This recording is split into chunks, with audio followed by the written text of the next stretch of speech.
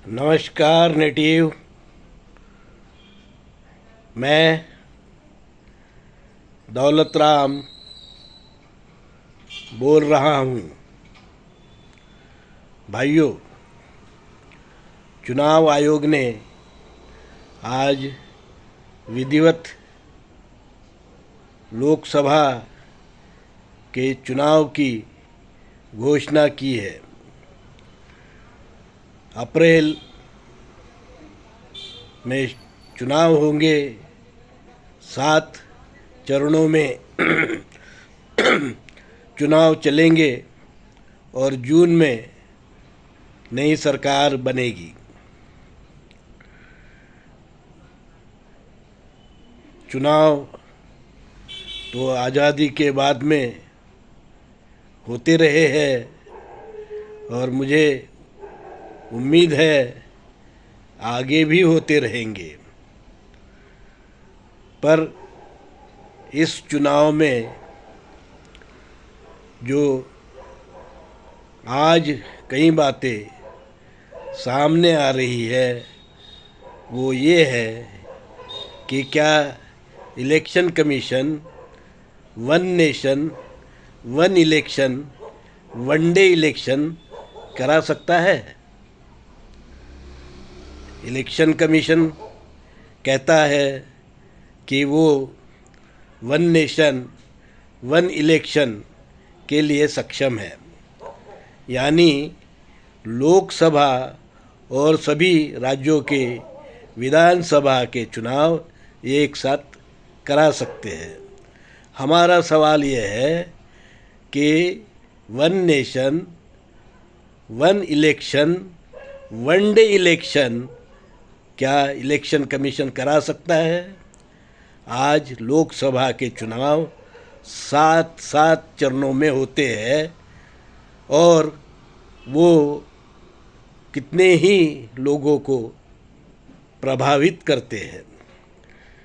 जो असली मुद्दे होते हैं वो छूट जाते हैं और नए तत्कालिक मुद्दे निर्माण होते हैं और उससे जो वोटर है उसके ऊपर उसका प्रभाव भी पड़ता है। हम आज इलेक्ट्रॉनिक की दुनिया में हैं। हमने ईवीएम के का उपयोग कर चुनाव का हम समर्थन करते हैं, इलेक्शन कमीशन समर्थन करता है। पर वही इलेक्शन कमीशन चुनाव के बाद में जो ईवीएम मशीन होती है उसको कितने ही दिन उसमें पड़ी रहती है, उसके बाद में उसकी गिनती होती है।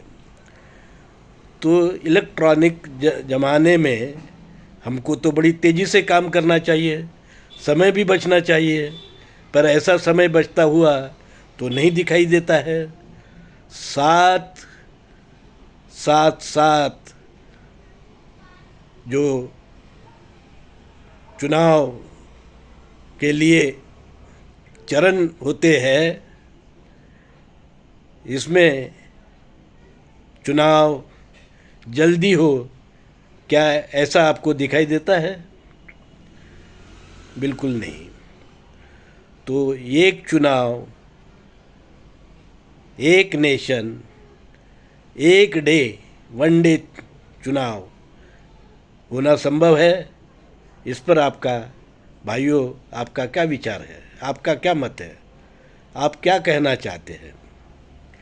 दूसरी बात इलेक्टोरल बॉन्ड की है, जो अभी मुद्दा सुप्रीम कोर्ट के पास है। वैसे ईवीएम का भी मुद्दा है। पता नहीं ये दोनों मुद्दे और कितने ही अन्य मुद्दे हैं, उस पर जल्दी निर्णय आएगा या नहीं मैं कुछ नहीं कह सकता है। आज का चुनाव लोकसभा हो चाहे विधानसभा हो, इसमें धर्माचार्यों की क्या भूमिका है। सरकारी जो कई एजेंसियां होती है जिसमें जैसे इलेक्शन कमीशन है, कोर्ट है, सुप्रीम कोर्ट है, उसी प्रकार जो माध्यम है, प्रचार माध्यम है, टीवी है, न्यूज़पेपर है, सामाजिक माध्यम है, फेसबुक है, वगैरह वगैरह कितने ही माध्यम हैं, उनकी क्या भूमिका है।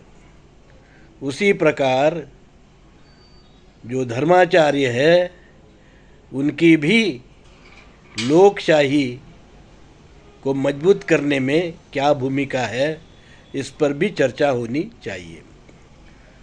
साथियों, आज का चुनाव हमें धर्म युद्ध से कम नहीं नज़र आता है।